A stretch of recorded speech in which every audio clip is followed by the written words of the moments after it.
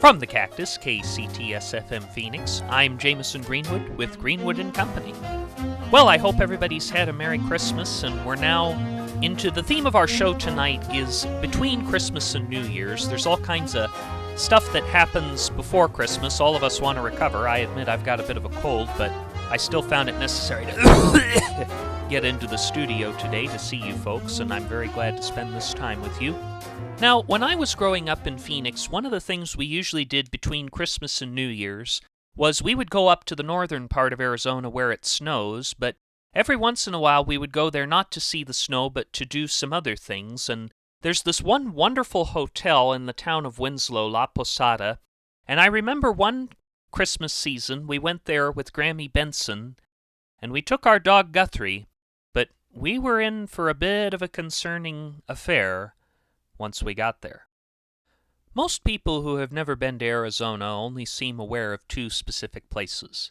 The Grand Canyon, one of the natural wonders of the world that triggers no controversy, and our capital, largest city, and my hometown, Phoenix, which, depending on your tolerance for heat and overcrowding metropoli, you either love or you hate.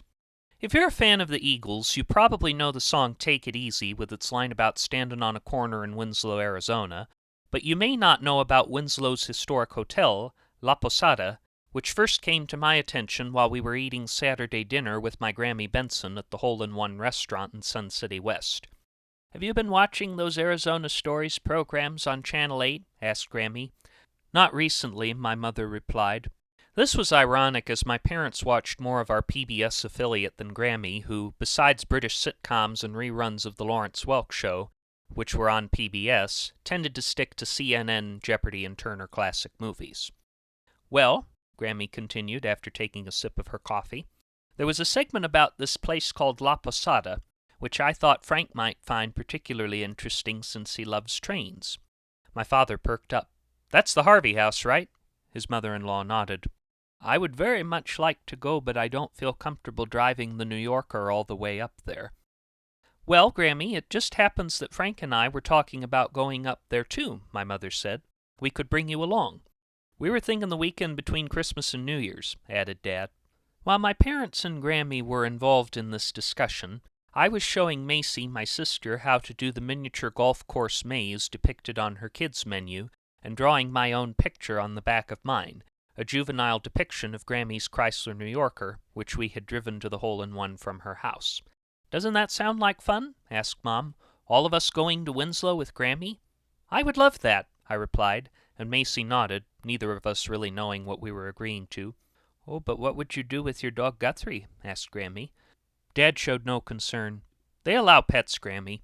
The last factor was highly important to Macy and I. We heard stories about families who had to leave houses or apartments because the complexes would not allow pets, and heard hotels seldom allowed them either. We were too young to understand that this was for sanitary reasons and believed policies like these were the product of sick minds who enjoyed making people choose between their homes and their pets, and were very much of the view that when we grew up we would do things to put those advocating these policies behind bars. "Well," Grammy said, "I suppose you could bring him along. Looks like there'll be plenty of grass available for him to use the bathroom." The next day after church, Mom and Dad went onto our Hewlett-Packard desktop and made the reservations for the 5 of us plus Guthrie, and the Saturday after Christmas we got in the Mercury Grand Marquis and drove up to Winslow, with stops at Sunset Crater, the extinct volcano, and Meteor Crater, a deep crater formed by an asteroid, before heading to La Posada in Winslow. When we first picked up Grammy from Sun City West and got on the 17, everything seemed right with the world. Dad, Grammy, and Mom in the front seat with Dad driving, Macy, Guthrie, and I in the back seat. After the initial excitement of going for a car ride wore off on Guthrie, he slept for a while, but after we stopped in Cordis Junction so that we could use the bathroom and Grammy could get a cup of coffee, things became problematic. From the time I was a young kid, I've always been addicted to cheddar and sour cream Ruffles, but whilst I was enjoying my large bag of them, which we had bought before heading out, I heard a familiar moaning sound. It sounded as though it could come from a very tired cow, but was in fact coming from a very hungry Guthrie. "Okay, Guthrie," I said, "but only one." Guthrie snapped the chip up like a piranha quick enough that it was as if it had never existed. For a while this seemed to calm him down. Then we stopped at one of the subways housed in a dome-shaped building near the Meteor Crater trailer park to eat lunch. Since we couldn't take Guthrie into the restaurant, we split up our trips in to get food and use the restroom, with Grammy, Macy, and Mom going first, then Dad and I going second. When I left the car, I folded up the bag of Ruffles I was eating into my fleece Tommy Hilfiger jacket and tucked it under the back seat's armrest, thinking it would mask the scent from Guthrie's nose. Yet when I came back, my jacket was on the floor of the car, and the chips were all gone. Only torn pieces of the silver-lined bag remained. "Is that going to make him sick, Mommy?" Macy wondered. I worried about this, too. "Probably not," Mom shook her head. "He's eaten worse than that." "And as Grammy said," mentioned Dad, "there's plenty of grass for him at La Posada." The hotel reflected a villa in old Spain, with its red tile roof and stucco walls the color of lobster bisque, with brown trim and shutters, and French doors painted in turquoise, reflecting the turquoise room restaurant found within. The inside was decorated with similar Spanish and Moroccan designs, with a beautiful series of different ballrooms, a library, and other gathering areas on the first floor. Most of this would have meant more to human guests than to dogs, but one such object caught Guthrie's attention once we got our room keys and headed toward the stairwell with its wrought iron banisters. Despite dogs being carnivores, it was a pothos plant on an elaborate plant stand designed by La Posada's architect Mary Coulter. But before I spoil the story and explain the inevitable havoc our beloved golden retriever would wreak, we have to take a short break, but we'll continue with how well Guthrie would work out at La Posada when we return. You are listening to Greenwood and Company on KCTS.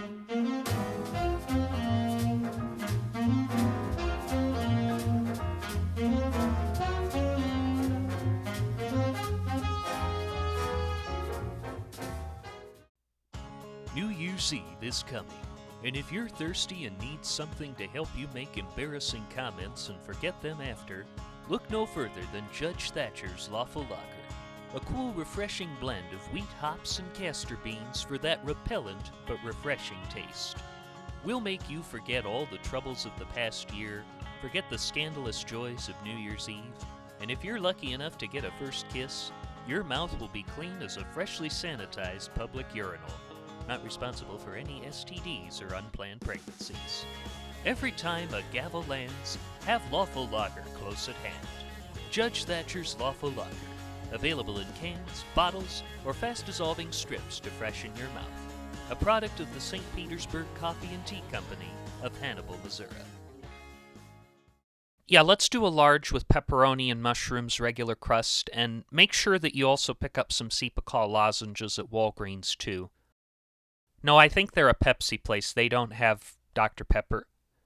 Welcome back. You are listening to Greenwood and Company on the Cactus, KCTS. Now, before the break, we were discussing Guthrie, who was taking a strange interest in a pathos plant in the hall of La Posada. Now, Guthrie was a strange dog in that when it came to moving his bowels, he was not content to lay them rest upon flat surfaces, but rather felt a need to deposit them upon stationary objects, sometimes of a sort that would result in half of his chocolate bars remaining upon them, while another half or third dropped to the ground or slid down the side. Objects such as bushes, rocks, or solar landscape lights with plastic flower decorations on them were among his favorites. I guess he had a low opinion of flowers. He was prone to allergies, but anyhow, we saw him positioning his rear with his tail up, but managed to redirect him to the nearby courtyard as soon as we could. We then went up to the second floor, where we took our places in our assigned rooms. Mom, Dad, Macy, and I, along with Guthrie, were in the Jane Russell room, while Grammy was given the Shirley Temple room, named for celebrities who had stayed at La Posada in the 1930s and 40s. "She was really popular in the movies when I was young," Grammy explained, referring to Shirley Temple. "And so was Jane Russell." "Wasn't she in Gentlemen Prefer Blondes?" Mom asked. Grammy nodded, but then Guthrie climbed up on Shirley Temple's bed, grabbed the decorative pillow in his jaws, and began to shake it around in hopes of making it dizzy and easier to kill, despite its being already dead. Our initial plan was to go to the Turquoise Room for dinner, but given that Guthrie was acting up and Macy was a bit too young for a five-star restaurant best suited for a marriage proposal, law firm interview, or planning session for La Cosa Nostra, Dad decided he would stay with Macy and Guthrie in the Jane Russell Room, while I was allowed to go with Mom and Grammy to the Turquoise Room for dinner. The beauty of this Harvey House restaurant, decorated with intricate stained glass, Spanish-style dining chairs and Native American baskets on the walls, impressed me with its beauty, but I began to worry about Guthrie. Would the hotel decide he wasn't a good fit, then take him away from us? As I was still a self-conscious child, I asked Mom to order a shrimp pappardelle pasta for me, along with a root beer to drink, and though she and Grammy engaged in conversation about memories of Shirley Temple, Jane Russell, and other celebrities admired by those of the Depression era, I brooded. Even as Grammy told an amusing story of a trip she took to Alaska a couple years before I was born. Well, this group that was hosting us had some rams that they'd caught, and they were going to cook them and serve them to us for dinner, but they were just barbecuing them outside the lodge, and before we got there, a bear came and ate them all. This was funny to my mother, but disturbing to me. I somehow feared Guthrie would escape and get into the kitchen of the Turquoise Room and eat all the food, and we'd get kicked out, or he'd get taken away from us. Then, when my mother lost interest in the stars of black and white movies, Grammy spoke to me as she finished her first, but under no circumstances last, cup of coffee. "You seem a bit upset, Jimmy." "I'm just worried about Guthrie," I said. "Well, you're not the only one," Mom rolled her eyes. "You don't think they're going to get animal control and take him away, do you?" "Oh, no, no, no," Grammy shook her head. "But if he breaks anything, they'll give us a bill," Mom sighed. Mom and Grammy explained to me that animal control was only for animals that were really causing a nuisance and or that the owners were ignoring such facts, which we were not.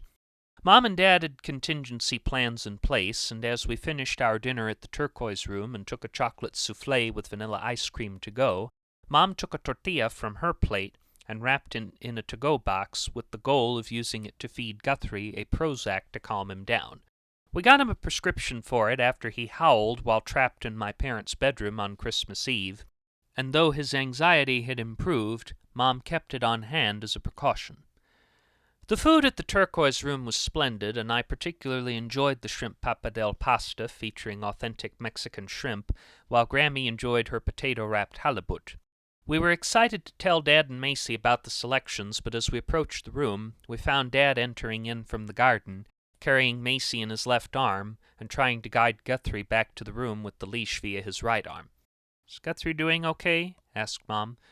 "Well," Dad sighed, "this time he made it outside." "Oh dear," Grammy shook her head. "He peed on the bed!" Macy exclaimed. We went back to the room where Mom administered the Prozac to Guthrie, which made him fall asleep, and it was decided that since one bed was too moist for adequate sleep, Guthrie, Dad, and I would remain in the Jane Russell Room, while Mom and Macy would sleep with Grammy in the Shirley Temple Room. The next morning, Mom and I stayed with Macy and Guthrie, while Dad and Grammy had breakfast in the Turquoise Room. After breakfast, we had a relaxing time as a whole family as we sat rocking on the porch swings and drank coffee and teas in one of the courtyards. Dad and Grammy both described the Turquoise Room blend as the best coffee they ever had, and although I wasn't quite old enough for coffee, I felt very sophisticated enjoying my hot cup of Bigelow Constant Comment as we enjoyed the breeze and watched Guthrie run around catching his tennis ball. However, I had to run up and redirect him when he took interest in a flower pot with a yucca plant, which I then had to stop him from depositing a cylindrical formation upon, and embarrassing us in front of the elderly couple who sat on another swing not far from us. You are listening to Greenwood and Company on KCTS.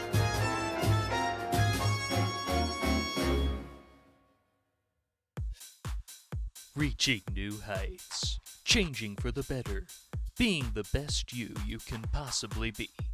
If you're tired of all this horse hockey that regular gyms peddle, Arnold Club Fitness Center is the gym for you.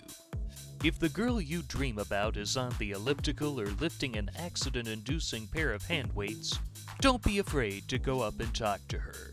And if cute girls scare you half to death, the girls surrounding you on the middle treadmill will chat up a storm with you And that's not to mention another girl in the kickboxing ring.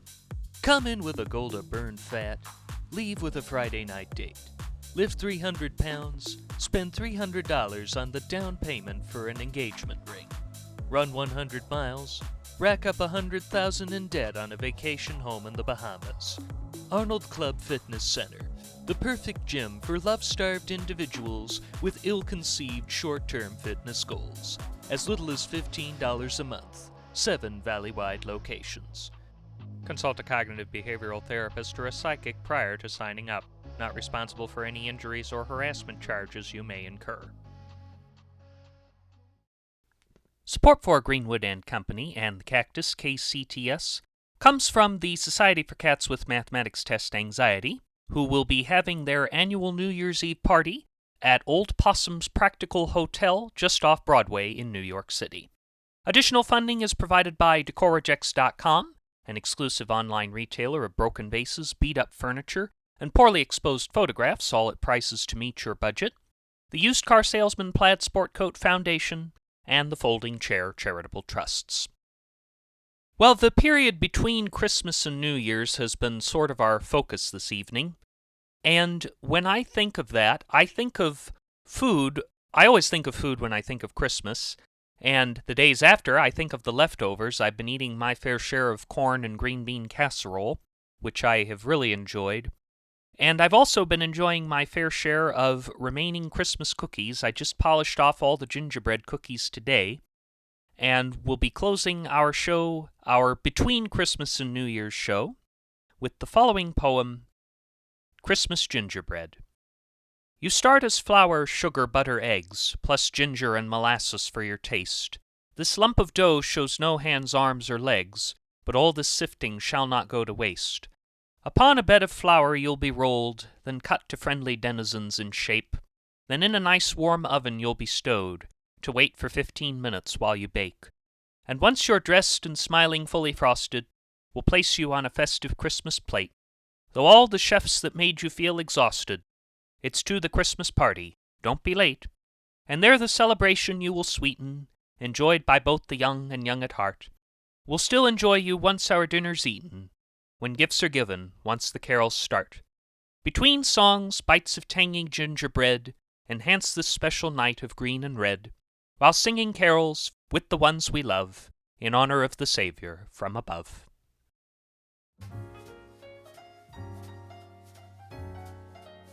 That brings an end to this week's Greenwood and Company. Our show was created and hosted by yours truly, and was written by him along with James Salison and Minnesota Martinez. The engineer is Ivan Crosby. Jonas Andrews answers the phones, even though we don't take calls on this program.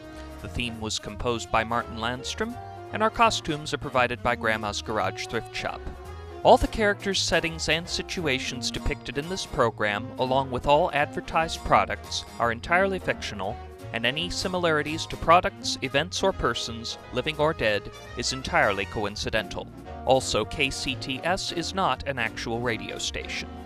Be sure to visit our website at JamisonGreenwoodPodcast.com to learn more about Greenwood and Company, and make sure to follow us on the podcast platform of your choice and share with your friends on social media. Just a reminder to please be careful if you are going out on the 101, the 17, or Route 66 tonight. I'm Jamison Greenwood, and until we meet again, stay healthy, stay safe, and stay young at heart. Good night.